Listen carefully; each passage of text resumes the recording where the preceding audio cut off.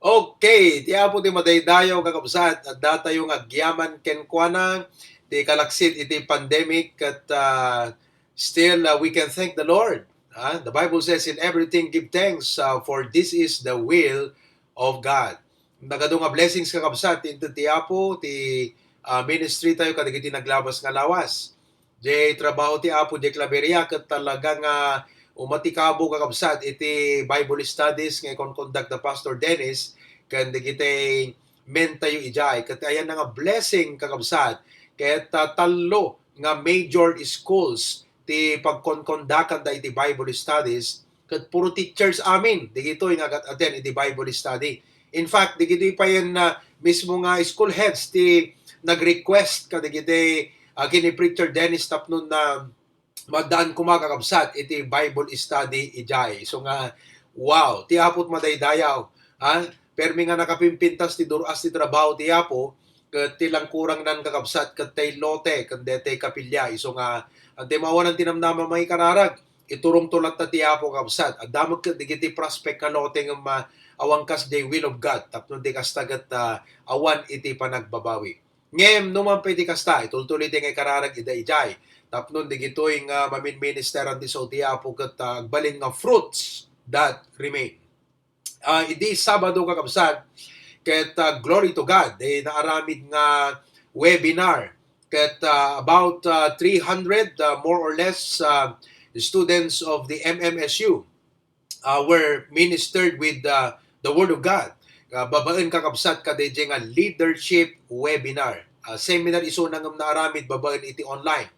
Ket praise the Lord, nakapimpintas ti result na DJ nga seminar kakabsat amoyo kuna ni Brother Lester BS Bio iti pre-med na tattagat graduardon kakabsat iti medicine kuna na pastor digiti nga estudyante ket halos ka duan nagta kuna na atheist uno haman agbalinda nga atheist sa College of Arts and Sciences ngam kinita mi kakabsat ket while I was preaching imbes nga bumasit kag dingeg ket adumot lang ta kakabsat ken pagsayatan na at the end of it ket digiti comments ko nada nga kasta my realization today is I have accepted Jesus Christ as my Savior. Today is my spiritual birthday. So nakapimpintas kakabsat nga i-follow up digiti nga estudyante kaputa talaga nga in-express da nga mawat dayti apo nga kas personal ken mangisalakan ken manubot da talaga nga ti apot madaydayaw.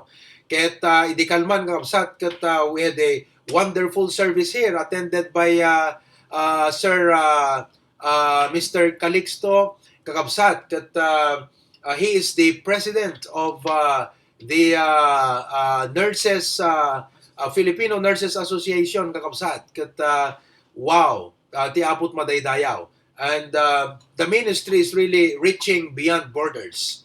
Kaya ti apo ti madaydayo kapsat. Now, I would like to continue the lesson that I shared. Perhaps some of you had tuned in kapon kada di message tayo kakabsat ket nakapimpintas paulo na pelang kakabsat ket talagang mablesan kan. Ti title na dating nga message ket God is able. Numampay ada pagkapuyan tayo, ada pagpatinggan tayo, kanami na ba nagkakabsat, what a blessing to know that God is able. Let's start with the book of Genesis. The book of Genesis chapter 18 verse 14. The Bible says, is anything too hard for the Lord? Ada ka dinarigat nga para iti apo? At the time appointed, I will return unto thee according to the time of life, and Sarah shall have a son. Mutay dating story nga kabsat, Abraham and Sarah were getting old, and God made a promise to them that your descendants will be blessed. I will make them a great nation. But knowing they had no son, Sarah was barren. But God said, is anything too hard for the Lord? Sinungbatang kakabsat ni Prophet Jeremiah in chapter 23 verse 17 where it says, Jeremiah chapter 23, kabsat, kunana nga kasta, Lord God, kunana, 32 kayam, behold, thou hast made the heaven and the earth by thy great power and stretched out arm, and there is nothing too hard for thee. Tiday nga malem kakabsat, my prayer and goal in this message, kat makita yo ma-fascinate tayo, ma-astonish, ma-impress tayo kakabsat. Ti greatness niya po Diyos itibiyag tayo. And I would like to show to you those things that God is able to do. I mean, there's nothing too hard for the Lord. Ngem relevant kadigiti sitwasyon tayo. Digiti agdama nga pasamak iti panagbiag tayo. Our needs, our aspirations and everything. Let me share to you that God is able. First of all, in our lesson yesterday in church, main sanctuary, number 1, God is able to fulfill His promise. Kabagilan ti Apo kakabsat, nga tungpalan ti amin na kanina. What is the meaning of the word able? Well, able means having sufficient power. Daan ti umanay wano makaanay nga power, skill, means, or resources to do something.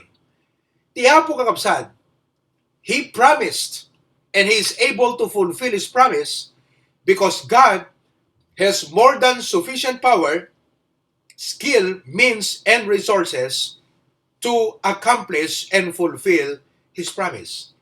For example, kakabsat kina Abraham and Sarah. Well, the older they got, the more seemingly impossible for the promise to be fulfilled. But the fulfillment of the promise does not rest on the power or potency of Abraham and Sarah, but the fulfillment of the promise rests on the capability of God to fulfill it. Kat kuna ti Apo, there's nothing too hard. That's why in Romans chapter 4 verses 19 to 21, the Bible says, and being not weak in faith, saan nga kimapoy di pamati, he considered not his own body now dead, when he was about 100 years old. Can you imagine that? Sa nga gasutan iti tawon ni Abraham kakabsat. Neither yet the deadness of Sarah's woman. Sarah was around 90 years old during that time. But the Bible says, he staggered not at the promise of God. San iso na nga nagdudwa kakabsat kadigiti ka rin ni Apo Diyos through unbelief, but was strong in faith, giving glory to God. Verse number 21, and being fully persuaded that what He had promised, He was able also to perform. Yung katuparan ng pangakong ito, hindi nakasalalay sa kakayanan ni Abraham at ni Sarah, kundi nakasalalay sa kakayanan ng Diyos na tuparin ito. And God is able to fulfill His promise. Isong amoyo kakabsat, kas anak iti Apo, ti masapol nga amwen tayo, i-rediscover tayo ti biyag tayo kakabsat, nga isut agbalin nga igam tayo, nga mangsaranget kadigiti amin nga angin wenno problema challenge ti panagbiag ket awan sa bali nuhan nga digiti karkari iti Apo. Kalatiarig na kumakakabsat, iti sangun ni David ni Goliath, pimmidot ti limang nga bato. Tanuhan mo brad ti maysa, sigurado deti maysa kunana. But you know, for us, as we face the Goliaths of life, ti bato nga pangtiro tayo kakabsat kadigiti nga kari ti panagbiag ket digiti karkari iti Apo. Listen, brethren. Yes, it is true. Kadigiti bilin ni Apo Dios, there is a corresponding promise. Isu nga nagsamit yag tunog. Ken kastamot kadigiti amin nga parikot ti panagbiag, agdamot ti corresponding nga kari ti Apo. Isu nga awang kumat panagdanag kadatayo. Awang kumat panagpangadwa kadatayo kakabsat. No maipapan iti panagbiag tayo nga kas Kristiyano. Gapo ti Apo, binalunutan na iti biag tayo, dagiti karkarina, and God is able to fulfill His promise. So nga ti saludsod kuging ka iti dayti nga bigat. Kada kayo kakabsat ti Apo dita. Anyada dagiti Bible verses nga isu damot iti pagtaktak diran nyo. Dagiti karkari ti Apo nga no umay ti kastoy o dayti nga Bible promise iti panglaban ko. No umay ti kastoy nga sulisog, dayti nga kari ti Apo pagtakdirat.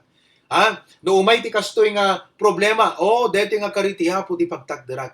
So that we can sing all day long, I'm standing, standing, standing on the promises of God. God is able to fulfill His promise. May kadwa kakabsat, not only that, but God is able to turn your tragedies into a blessing. God is able to turn your tragedies into a blessing. Kabailan niya po Diyos, He has resources, means, and He has the power and might to turn things around. nga DJ trahedyam kakabsat, ket pagbalinan nagayam nga na, blessing. You know, we have the example of Joseph. Nakita tayo iti biyag dahito nga ubing kakabsat, nakarigrigat, hardship of Joseph. Ilakot kakabsat na, ginatang ni Potiphar, nagtrabaho di balay na, inaukusaran ti rape, na ibalod, nalipatan di gayem na ijay, unag ti pagbaludan, ngem kakabsat, may kagdwa makita tayo di heart ni Joseph, nakapimpintas nga pagwadan ken pagtuladan. Ti heart na nagtaltaliklat na ti Apo kakabsat. San isuna nga nagkapoy, san isuna nga nagreklamo. Tangamin amuna nga talikudan. Deto'y nga trahedya iti biyag na at dati ima ti Diyos nga gunggunan. The hardship of Joseph, the heart of Joseph, and the hand of God in the life of Joseph. Brothers and sisters in Christ, whatever tragedy you will face in life, do not let that tragedy bring misery to your soul.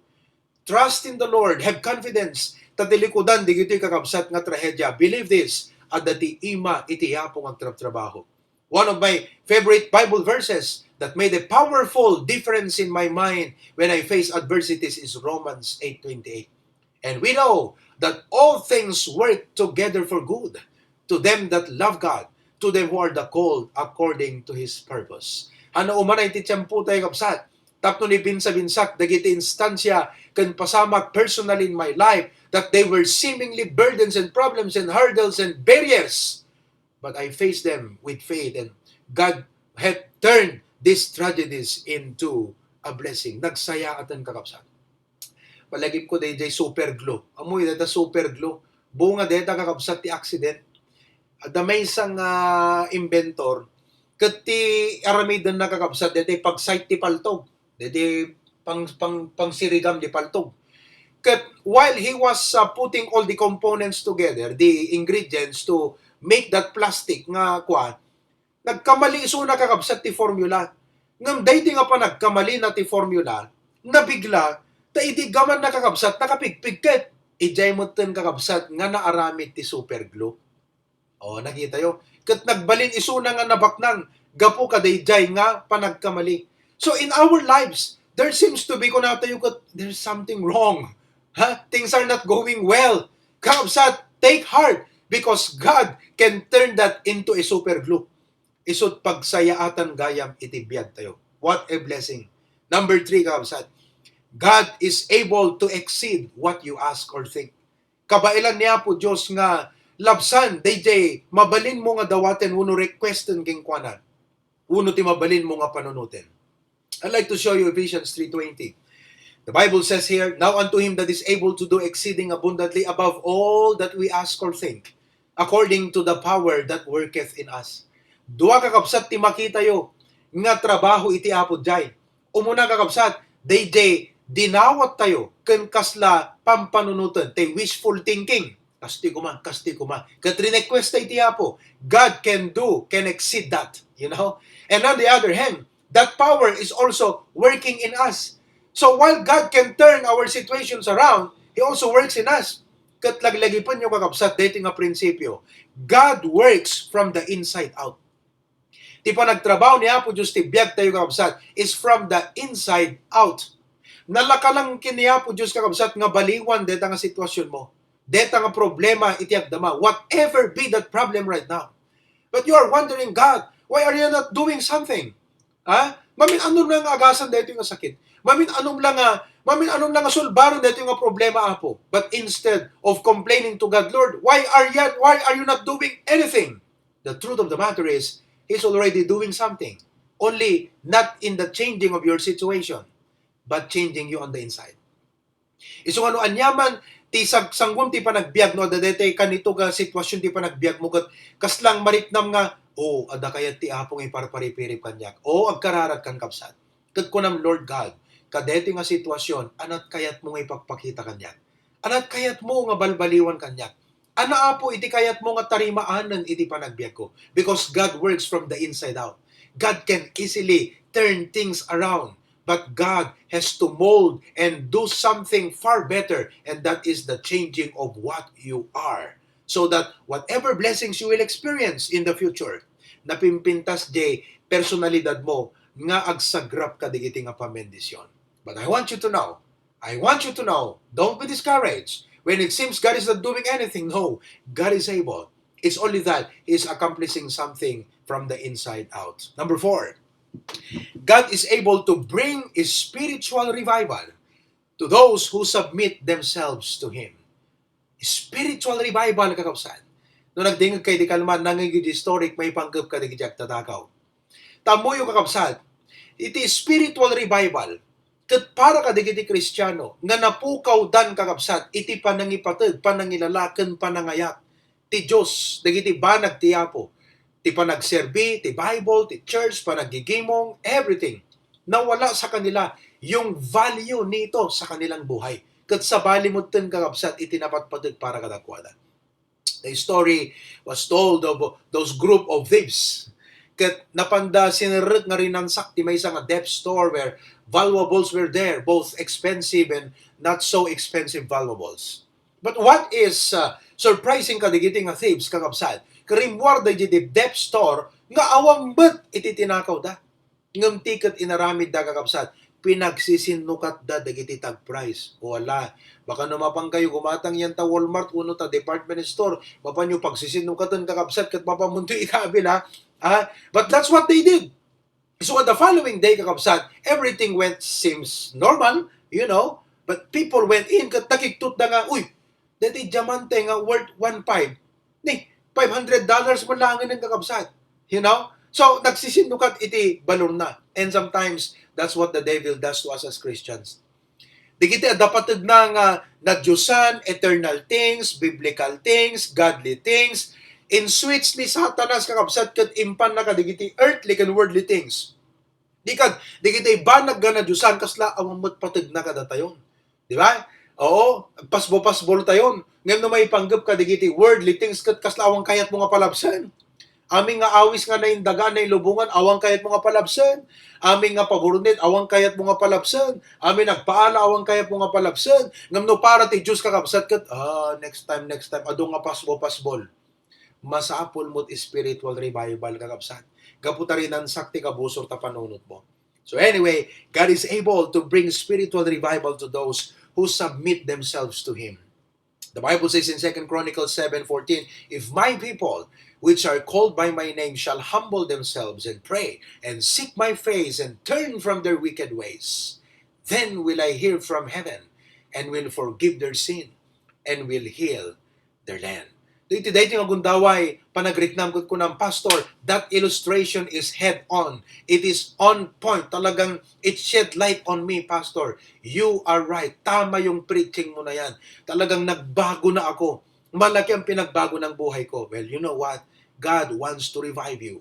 God wants to bring God wants to light that spiritual fire and devotion again in your life. Tapnon may patid mo man ng ti Biblia, panagserbi keng kuana nga, isuti ka na yun nga sapsapulang birbiruken, ken longing kuma iti puso. Number 5, God is able to do great things out of your feebleness if you will give your life to Him. In fact, kakabsat, actually, we are not God.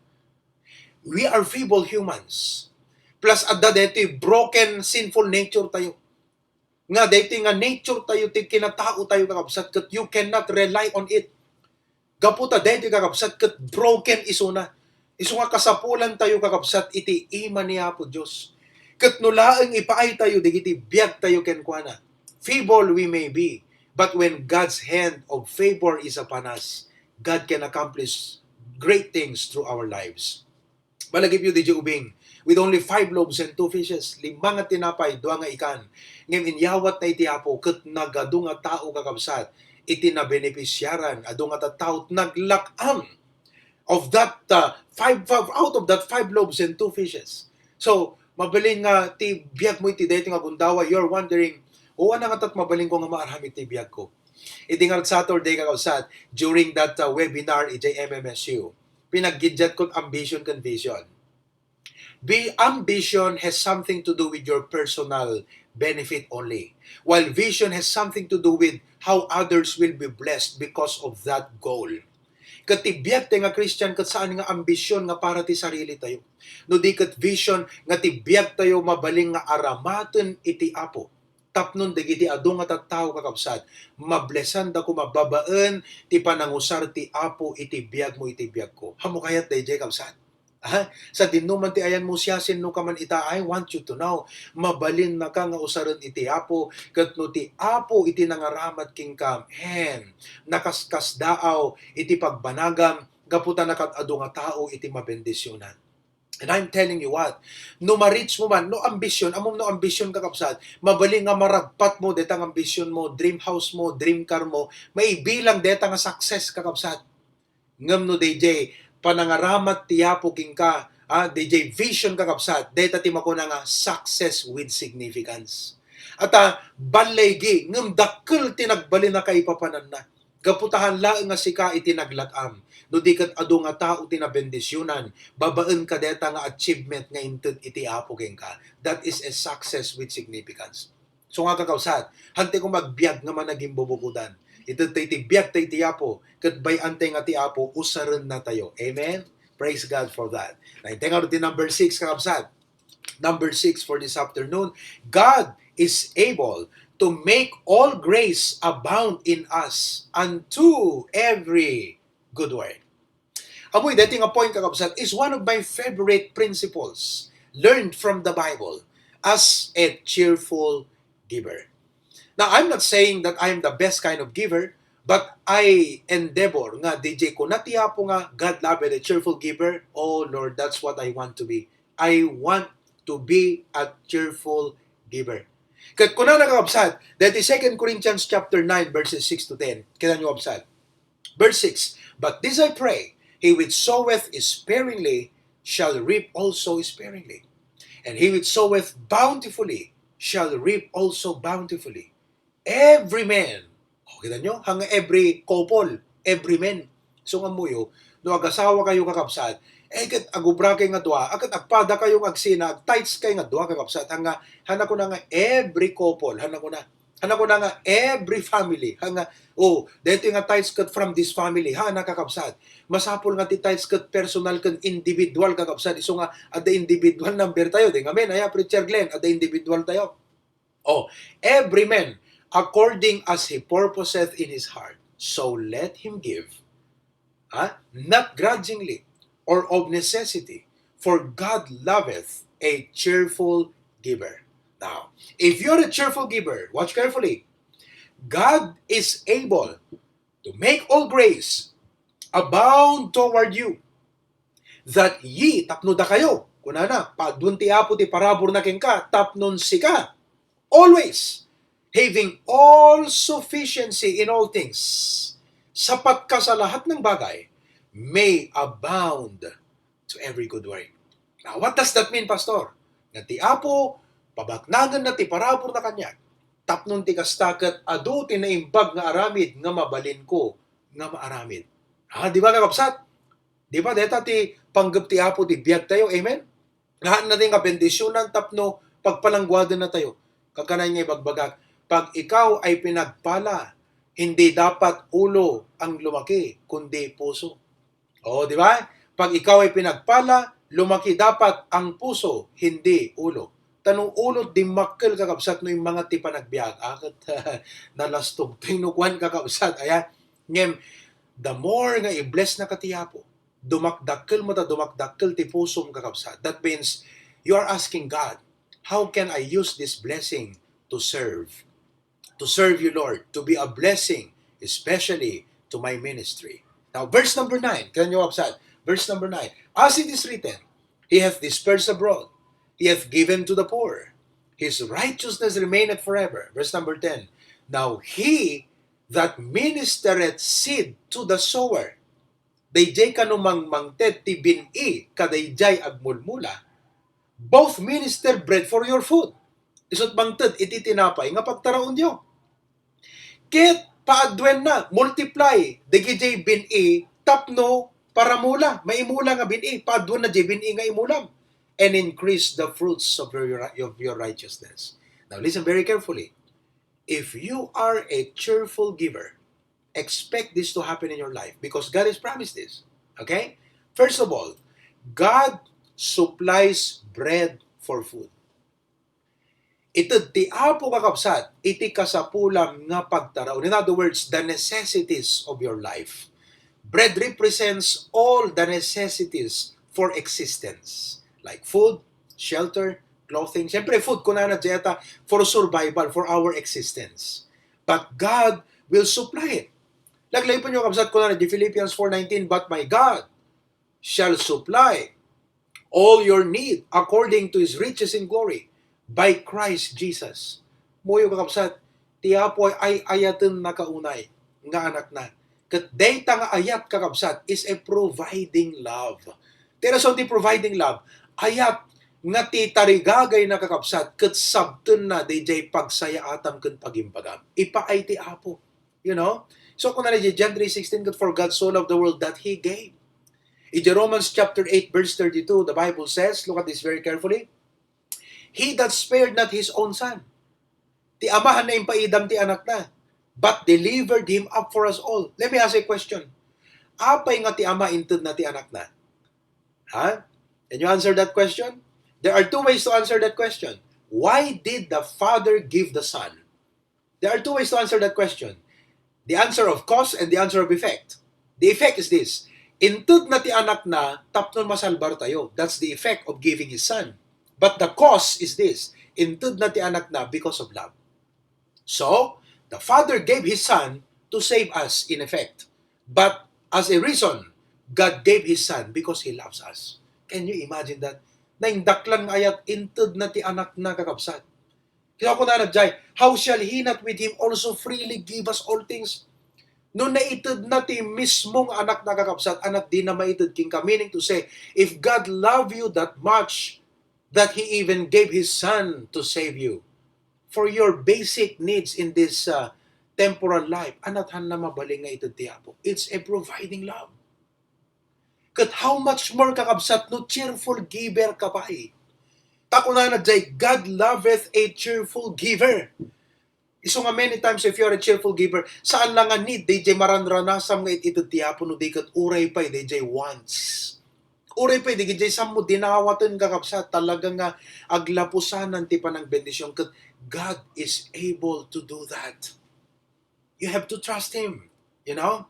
And letter B, if you're a cheerful giver, you have to believe this. God supplies and multiplies seeds for sowing. So diyan nakita tayo, verse 10. Ito, ti Apo J. Bin E, paadun na J. Bin E, nga pangmulam. So, haan mo nga kanon day, jayang kakapsat at Bin E nga ro, di ba? Sa bali, J. bread nga itad na nga pagtaraon mo for your existence. Sa bali mo't day tuyin kakapsat at Bin E nga pangmula. Meaning, day to J. imulam ti trabaho ti Apo. Day to J. paay mo mutun kakapsat nga serbisyo. You know, your cheerful giving, your monetary contribution to the work of the Lord as you take partnership in the advancement of the gospel for the glory of God.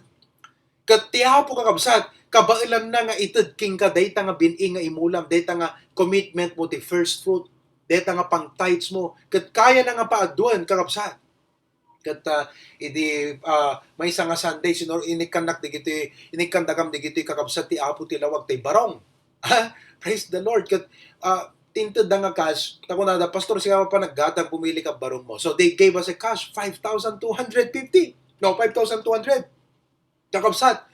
Kat itan gibalor di barong kat around 3,500. So what does that mean? Adda para ije barong kon kala bread for food. Okay? Adda pa pang tithes ko. He gave me the seed to sow. He gave me my necessity, but He also gave me a seed to sow.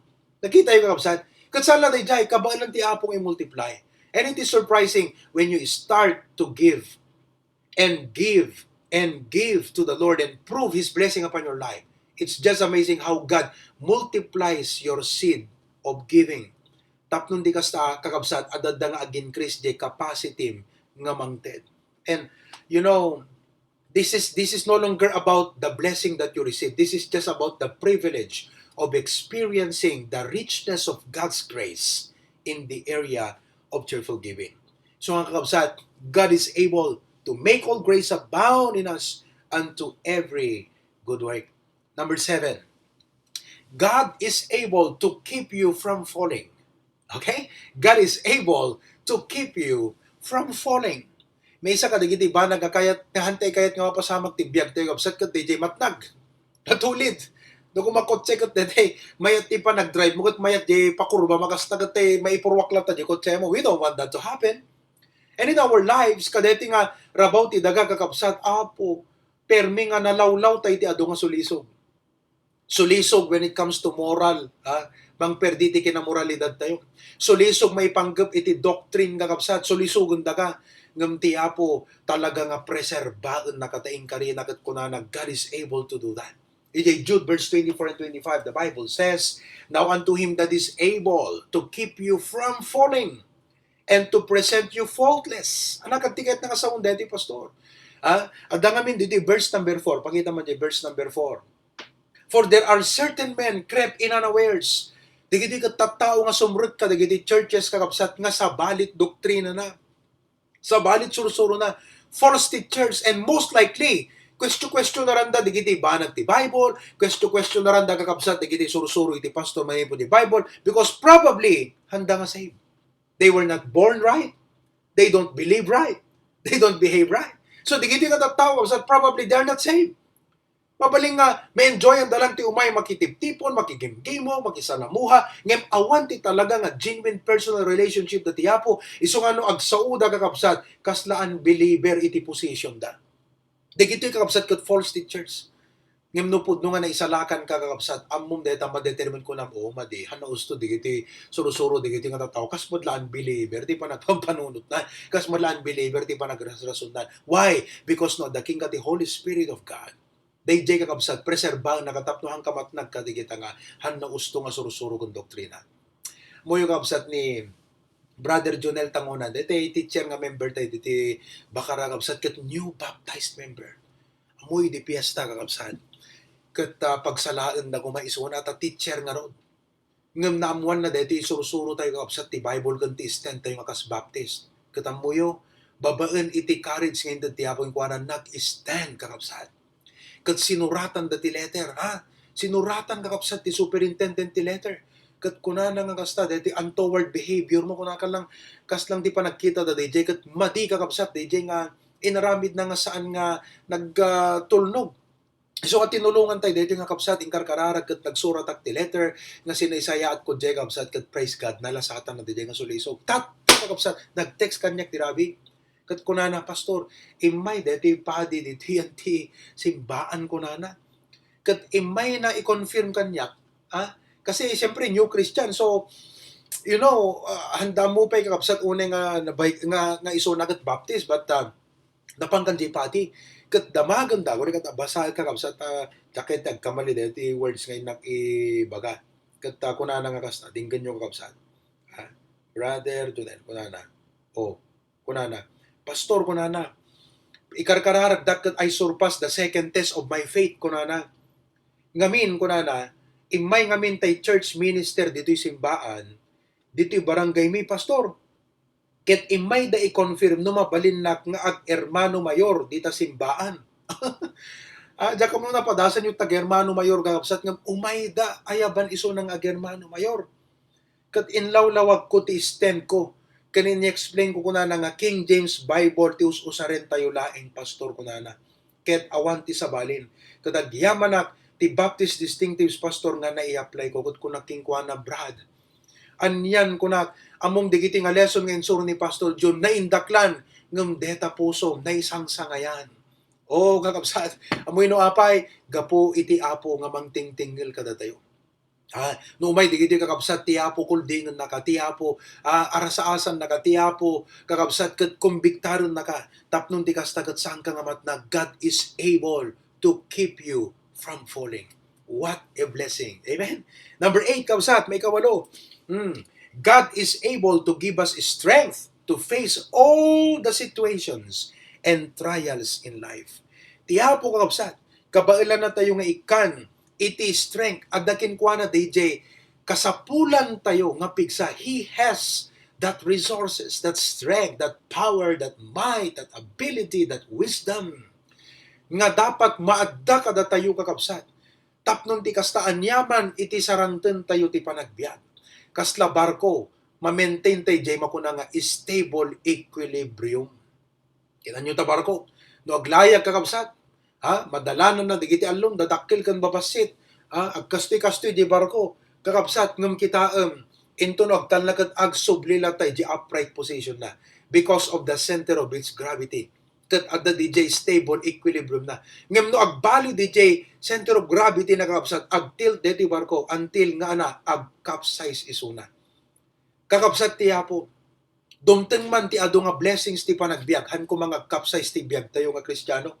Umay man digiti parikot ti panagbiag, han ko mamutag capsize ti biag tayo Kristiyano. Gaputa ti stable equilibrium taon sa bali, duhang nga ni Apo Jesus. So ako na ni Apostol Pablo, I can do all things through Christ which strengtheneth me. Itanam mo kapsat, imulam yan tapuso kan panunod mo. Nga ni Apo Diyos laeng, iti kangrunaan nga pagtaudan, ti makapneg nga ragsak iti biyag mo. Umay man ti ado nga blessing ngam kunam, ti Apo lata, iti mangted kanyak ti makapneg nga ragsak. Thank God for these blessings, but thank God for His presence in my life. That's more than anything else. Hana maghatang ti kwarta. Awang mabalim mo nga i-substitute, kadeta nga presensya ti Apo kanyak. No may mo ti parikot ti panagbiag kakabsat, may kat di panagdanag mo no mariknam di panangkadwa ti Apo, mapaturod ka kakabsat. Ngamang sarangat because you can feel the very presence of God in your life. So you see, ti Apo kakabsat, God is able to bring you into a stable equilibrium. Tapnon di kasta kakabsat, hanga matagilid iti biyag mo akas maysa nga Kristiyano. What a blessing. Amen. Nakaimbag iti Apo. Iso nga kapsat no, anyaman ti sitwasyon mo iti dayting agdamagan nagkamoy palubos nga digiti makitkitam, kada makitkitam ta Facebook, kada aming kakapsat ket DJ kas lang i-oversyado na, di ba? Nga ma-overwhelm ka digito iket ma-oversyado ti Apo ket agbalin lang akala background ni Jesus ket digito mo ti kas la mainting ti biag mo no kakapsat. Baliktad. I-switch mo di valor, di tag price. Dapat makitam ti importansya di pa nakariknam ti presensya ti Apo iti panagbiag mo. Number 9. Last but not the least. Sa pati nga malpas kakabsat. Amen. Eto. God is able to equip us for service. God is able to equip us for service. Ti Apo kakabsat agdaan iti makaumanay nga resources nga mabalin na nga isukog wenno ilungog ken ka tapnon ti kasta dayjay tarigagay mo nga makapagserbingan ko na maaramid mo kakabsat. That is what you call grace. Deta ti bakuna nga barabor ti Apo. We serve by grace. We can only do these things because of the grace of God. Amen. Nga no awan ti Apo kakabsat, no awan data nga parabor ti Apo kat hantay kayat nga ramiden ti may sa kabanag no awan dayta nga parabor ti Apo. 1 Corinthians 15:10. 1 Corinthians chapter 15 verse 10, the Bible says, "But by the grace of God I am what I am, and His grace which was bestowed upon me was not in vain." But I labored more abundantly than they all, yet not I. Nagtrabaho aknamhan nga siya, no dikat ko na the grace of God which was with me. Pakita tayo kapsat nga no awan deti parabor ti Apo. Kat awan mo't ati awan iti turod tayo nga mga ramid iti ministry kakapsat nga ada turod tayo nga agserbi ti Apo. Ada turod ti nga gibunong ti trucks. Ada turod ti latang agawi suri amuti nga paayin na tayo ti tao. Awan ti maapektaran ka digijay. Ngamin DJ parabor ti Apo kakapsat. Daegan na digitoy amin nga kasla human infirmities tayo. Digitoy nga human incapacities tayo. Digiti nga kasla seemingly barriers kan human nga reasonings tayo di panagbiag. Daegan DJ parabor iti Apo. Kakapsat. Nagsaya atin. Malib ko di story may panggap ka DJ Kabalyo. Kat adda ka no may isang taga-syudad kakapsat. Kat napan nagbiyahe. Nakadanon isuna kakapsat iti may isang village. Taktang kakapsat habang patpatarin na di kotsena na nailibsong kakapsat dilugan na. Nailibsong kakapsat. Kat luckily, adda may isang local farmer, may sagtal-talon, nga lumabas kakapsat kat eksakto. Gaputa nakasagay isuna ka dito nagtayag na nagbiskeg nga kabalyo na kakapsat. Okay? Ket tinagan deti kabalyo na body. B-U-D-D-Y, body. Okay?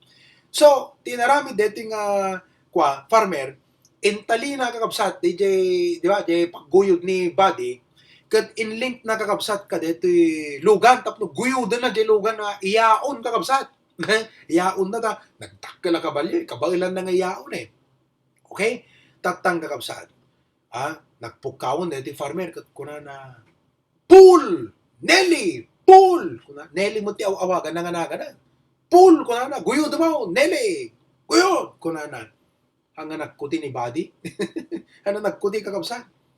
Hindi ko nagpukaw man ang pinigpigsaan na kuna na nga kasta. Pool! Buster! Pool! Kuna na. Buster man tinayaban na nga na. Ngang hanalatag kuti ni body kakabsat. Hindi ko nagpukaw man ang napigpigsa man kuna na. Pool! Coco! Pool! Koko man tinagan na nga inayaban ng kakabsat. Kat talaga nga nagkuti ni body. Idi ko ang kakabsat.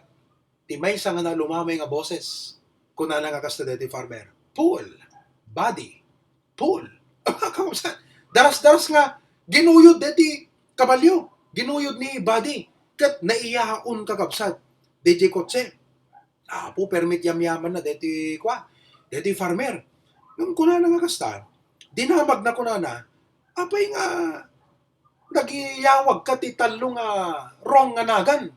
Kuna na, why is it that you have to name 3 names? Ako na nga, 3 times, wrong name mo, digiti nga inayaban. Si mong bati farmer kat kuna na, kuna na, body is blind. Bulag gayam ni body.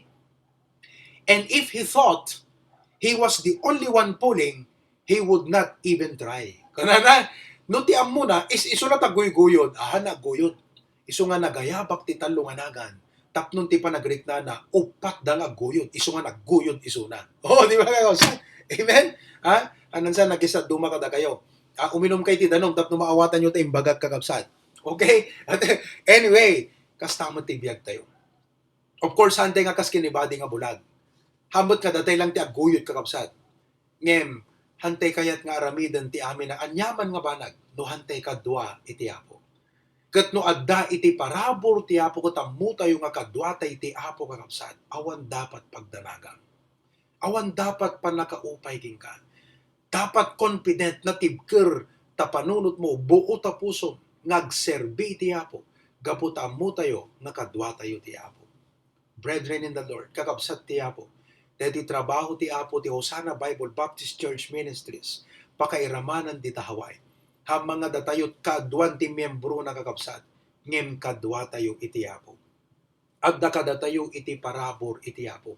Dayta ket awan iti dua-dua kakabsat. We have the grace of God with us. Isungantay dapat maupay. Dapat ada excitement tayo kakabsat iti ministry ken iti panagserbi iti apo. Gaputa mo tayo nga kadwa tayo iti apo. God is able to equip us for service. Tiyapo ti madaydayaw kakabsat. Amen? So ibaga tayo man namin. Pigsan tayo. Ready? God is able. So ita, deti siyam ngayon nag-inburay kada kayo kakabsat. Padasan tayo nga may samaysain katribyo tungkol ko na, oh Lord God, wow. Kadeti siyam kakabsat sa dinudta iti nang sagidan ti apo tapuso. Ket nakitam nga kaslang inarasaasan na katiyapo. Babaen ka deta nga point kat kunana, nakita man ako, kayak. Anak ko awan dapat pagdanagan. Han ka dapat nga maupay. Kayak anak ko, kayak. You must be strong. You must be courageous because I am able. So anak ka digiti nga points. Tikasla nariknam ti pinangkulding, pinangsagit nga tiyapo kinasarita na kat kunana, I am able.